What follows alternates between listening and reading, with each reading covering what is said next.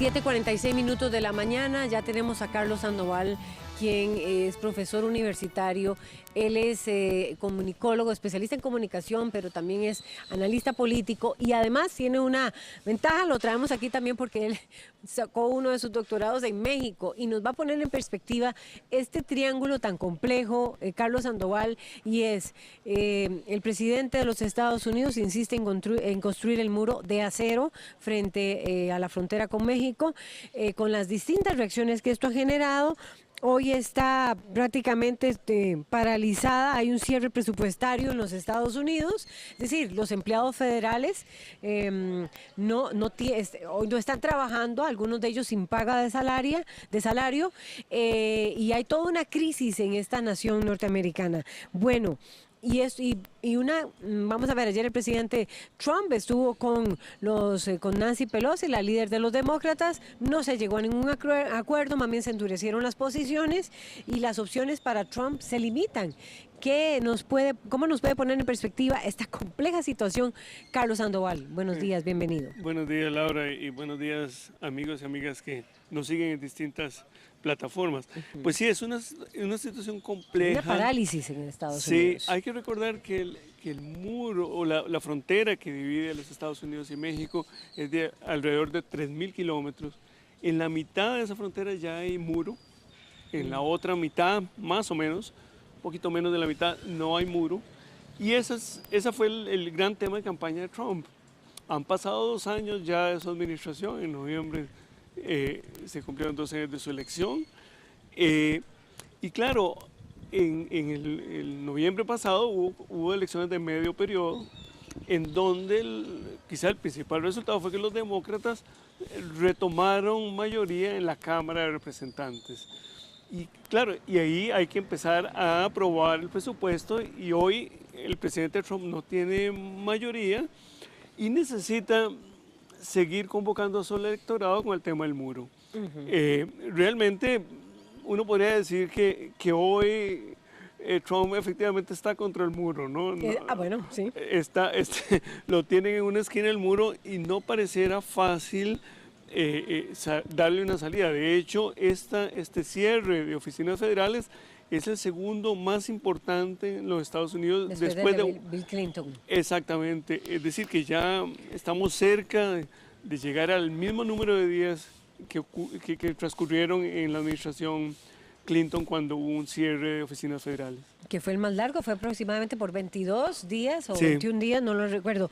Pero esto podrá tener una salida con un Congreso demócrata, un Senado republicano y Trump golpeando la mesa diciendo, como usted muy bien lo decía, diciendo, bueno, voy con el muro porque esto...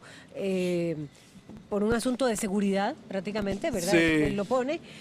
¿Tendrá alguna propuesta, alguna posibilidad de salida? Las opciones son muy cerradas, la presión para estos, no sé si son 200,000 trabajadores, me parece, 800,000, perdón, 800,000 funcionarios los que están en este momento, en esta parálisis, 800,000 funcionarios federales los que están, o sea, está paralizado el centro, el corazón de la administración. Ahora, las últimas manifestaciones del presidente Trump en favor de su propuesta realmente fueron juzgadas ayer que hubo la reunión con la representante Pelosi, fueron juzgadas como francamente débiles. Él dice que los migrantes se asocian al terrorismo y al ingreso de sustancias ilícitas o drogas. Y bueno, la evidencia compartida incluso por sectores republicanos dice que no hay mayor relación entre una cosa y la otra, es decir, el terrorismo tiene otras razones, la movilización, el ingreso de sustancias a los Estados Unidos tiene otros mecanismos que no son la migración, de manera que ahí hay un argumento que los mismos sectores dentro del Partido Republicano reconocen que no es un buen argumento. El otro argumento que también debilita la posición de Trump es que lo que dicen los datos en Estados Unidos es que la mayoría de las personas que hoy están en condición de indocumentados o indocumentadas en los Estados Unidos ingresaron regularmente, es decir, tenían una visa y se quedaron más allá de lo que la visa les permitía. Es decir, que si se construyera el muro, el número de personas indocumentadas en Estados Unidos no va a disminuir drásticamente, porque finalmente no están entrando por la vía terrestre de manera irregular, sino que están entrando con visa y se quedan. De manera que, ¿qué dicen las discusiones hoy? Bueno, que el muro no va a cambiar en lo fundamental el número de personas que ingresan. Incluso hay otro dato que ayer, por ejemplo, lo presentaba muy bien un trabajo del periódico El País de España, y es que el número de deportaciones en los Estados Unidos ha venido disminuyendo en los últimos años. Aumentó con Obama más bien. Sí, y ha venido para abajo, ¿verdad? Es decir, que no necesariamente estamos frente a la llegada de una gran cantidad de personas. Pero claro, el tema de Trump no es tanto el control de la migración, sino el argumento retórico que le ha dado vitalidad. Y él se da cuenta que se le está cayendo y que además, al ser periodos de 4 años, ya empiezan a hablarse de cuáles van a ser los escenarios electorales en los Estados Unidos, y él entra, por decir así, hoy entra perdiendo. ¿Cómo se puede ver esta situación desde los ojos más bien de México? Cuando se habla de este muro, empecinadamente, bueno, usted lo dice, ese fue su tema de campaña. Ve qué interesante esta frase que dice Marco Rubio, que dio Marco Rubio en Fox News. Dice: desafortunadamente hay dos cosas presas en medio, la seguridad de nuestras fronteras y los hombres y mujeres de nuestro gobierno federal. Sí, bueno, el otro factor muy importante por tomar en cuenta es que hay un nuevo gobierno en México.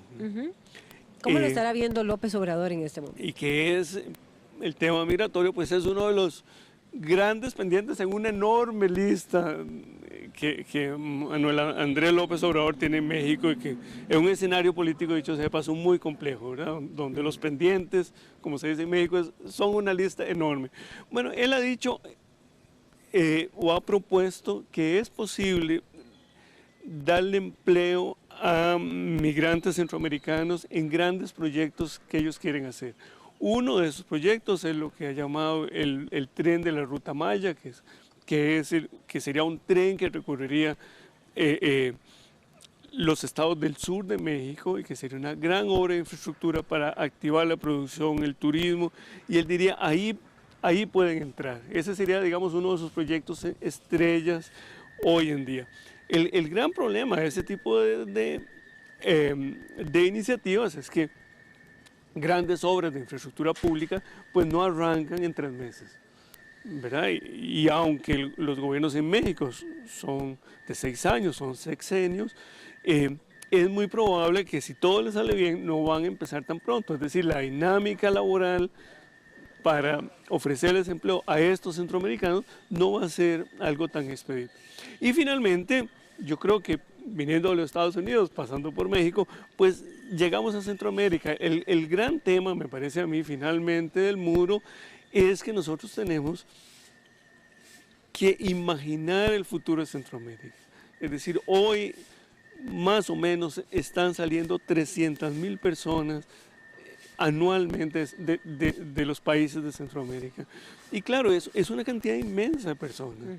Es decir, no es porque hubo caravana en Honduras. Es que si caravana salía antes de la caravana salían las mismas, más o menos el mismo número de personas de Honduras, el mismo número de personas de El Salvador.